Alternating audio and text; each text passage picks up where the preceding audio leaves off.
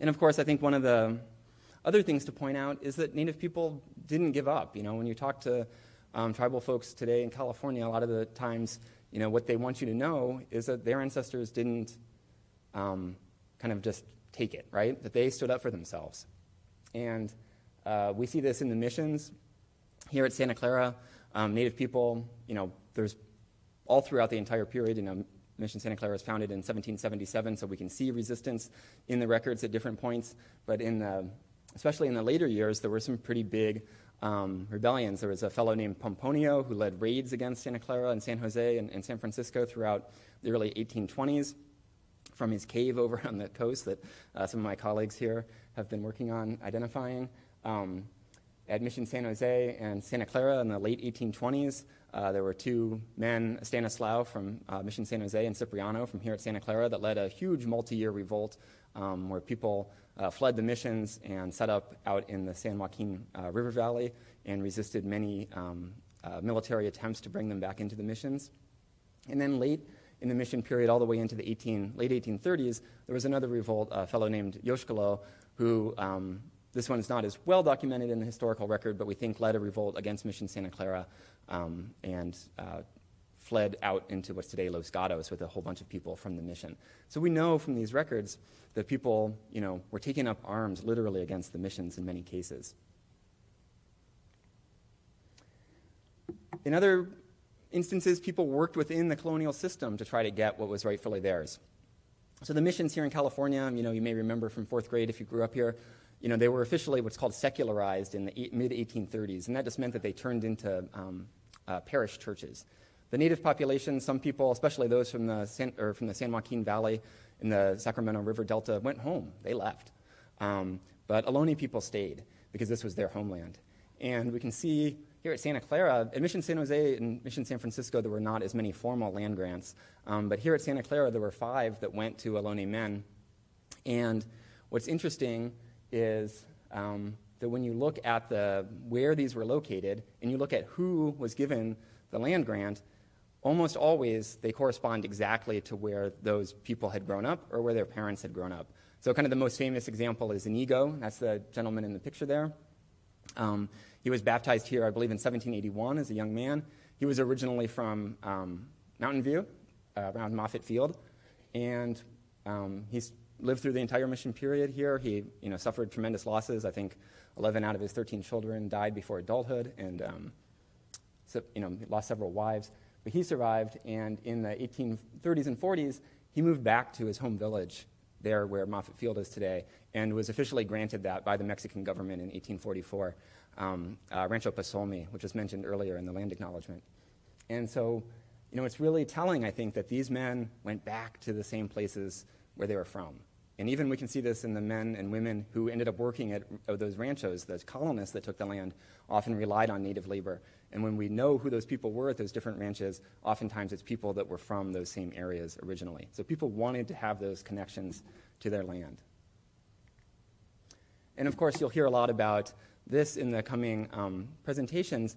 But by the 1860s, in those federal censuses that don't show that many native people, the ones that are enumerated, over time, you can see them coalescing in the hills right on the border of Santa Clara County and Alameda County, kind of behind Mission San Jose. For those of you from the Bay Area, if you take 680, once you kind of pass, 680 east, once you pass Mission Boulevard, you get into the hills. A series of communities out that way, Niles, Sonol, a place near Pleasanton called Alisal. And in the 1860s and 1870s, this was a site of cultural revival. The documents, accounts of the community there talk about a tupantak, a ceremonial roundhouse or sweat lodge. We know that there was a revitalization of the Kuksu religion that actually spread out from Pleasanton, and people from there went out to other native communities as part of this big revival in the late 19th century here in California and into Nevada. And later in the early 20th century, this community was documented by anthropologists. Alfred Kroeber went there, but he was, again, focused more on people in the Sierra foothills in far northern California. But other anthropologists, like J.P. Harrington, who worked for the Smithsonian, who you'll undoubtedly hear more about, worked fairly closely with this community and documented language and other important traditional knowledge from elders like Angela Colos, who you see here at the bottom, and Jose Guzman, who is the man seated there on the top. And we've been working with the tribe to kind of go through some of Harrington's field notes. I know Mike Wilcox from Stanford, who you'll hear from later too, has been also engaged in some of this work. And this is, just a snippet from the literally thousands of pages of field notes that he took there. But this is, earlier in the land acknowledgement where Julia was saying, Muwekma means la gente. This is, you can see that in these field notes that are a century old. Oops. All right, so I've got, I think, 7 minutes. So the last thing I want to talk about is justice. So, we talk about erasure. We can see how tribes in California, whose ancestors were in the mission, are kind of, at this structural disadvantage with the federal recognition process. Native people in California who weren't ever in the missions, who, were in the Sierra foothills or somewhere else, face challenges for sure, right? The genocide affected everyone. But when anthropologists and government officials came in, they looked more like what they expected Native people to look like. Missionized people elsewhere in the country, in the Southwest, were already aggregated into cities. And think about the Puebloans in the Southwest, the Pueblo folks. They had missions, but they were already hierarchical, living in cities and so on, and again, met certain expectations. But Native people here on the coastal strip where the missions were, because of what happened, were not, or did not meet those expectations. But we can also see, again, that they didn't give up, right? That you can see these patterns of persistence in the way they kept their culture alive, the way they kept their communities alive throughout both the mission period and the later genocide and into kind of the 20th century. But I also want to think about this topic of justice, since a lot of speakers have mentioned this, and it's kind of the theme of the program today. And I've been doing some work with my colleague Gustavo Flores from Evergreen Valley College and also Mike Wilcox from Stanford, looking at when the mission started closing down, how did Native people seek to regain what was rightfully theirs? And so a couple of documents that Gustavo and I were just up at the Bancroft Library a couple weeks ago, and we kind of found a couple of things that were interesting I just wanted to highlight. On the left is an emancipation petition from an Ohlone guy named Juan Santos, and he was actually the recipient of one of those land grants, bless you, that I showed earlier. But Juan Santos, in the letter on the left, it's probably hard to read from the audience, but he's basically saying, it's from 1839, he's saying that he's already living in the Pueblo of San Jose. So he's living in what's today the city of San Jose, and he's working there as a bricklayer, and he's building the church there, is what he's saying. And he wants to do it as a free person. He doesn't want to do it as a neophyte, which is what the Native people who were legally attached to the mission were called. And so he wanted his freedom. He wanted sovereignty. The other document is from that Ulostock land grant that was, again, mentioned in the land acknowledgement earlier. And this land grant is just right up the road from us. If you took Lafayette, which is a street running behind this building, out toward Alviso, it's just out that direction. And this is a letter. It's an early translation. This is from a court case in the early 1850s. So it's a translation of a Spanish document, but it's easier to read this way. But it just says, and it's signed by Marcelo, Pio, and Cristobal, who were the men who petitioned for and received that land grant. And they were all Ohlone men who had been at the mission for many, many years. Marcelo was kind of like Inigo. He had been born outside the mission and survived the whole time period. But it says, we ask your excellency, they're petitioning the governor, to grant us the favors which we solicit, from which we will receive justice. Right? They're using the language of justice in 200 years ago almost. So that's, I think really powerful to think about. Another document that Gustavo found in the archives of the city of San Jose is really fascinating. It's a court case, kind of a trial of a number of men who were arrested for plotting to overthrow the civilian administrator at Mission San Jose, a man named Jose de Jesus Vallejo, who was the brother of General Guadalupe Vallejo, who you've probably heard of.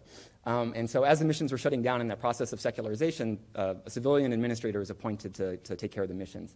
And at Mission San Jose, the men, or at least these men that were documented, and I'm sure women were involved in this as well, but just because of the patriarchy were not recorded, when they were arrested and interrogated, they said time and again that the reason why they were plotting to overthrow this guy was to literally remove him, was because the theft of land. That he was giving the land to the colonists, this land that had been promised to them.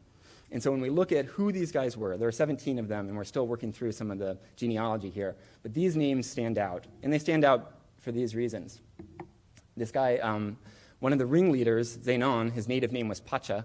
He was originally from Mission San Rafael, but he was closely associated with Mission Dolores in these records. They called him a Doloreño. And he actually probably spent a lot of time here at Santa Clara. He was married here in 1838 and had a daughter baptized here. But he's the father of Angela Colos, one of the key Muwekma elders from that community of Alisal. Avencio, whose native name was Zapais, was baptized at Mission San Jose, and he actually had ties to Santa Clara too. He had a son baptized here. But he was the father of Jose Guzman, another key elder at Alisal who was interviewed by J.P. Harrington. Two other men, Liberato, as he was called in the documents, he was also part of this plot to overthrow the administrator at Mission San Jose, and he actually lived into the 1900s, but he's a key member of the Marine family lineage of the tribe, as is Leopardo, another man who was part of this plot. And so even though they were unsuccessful, you can see that they were fighting for the same things that the tribe is fighting for today. That's land and recognition. And so just to sum up here, since I think I have 1 minute left, when we think about what the tribe is facing today, we can tie it back directly to places like this, to the missions. And that, depending on whether or not you're part of the SCU community, may have different resonance for you, but I think it's important that our institutions acknowledge their role in these histories. And not just the missions, but, the American settler colonialism is a huge part of this story, the genocide against Native people in California. We need to reckon with these. But that doesn't mean the Native people are gone, right? The Muwekma Ohlone Tribe and other Native people throughout the state are still here, and they're still fighting for what's rightfully theirs. So thank you.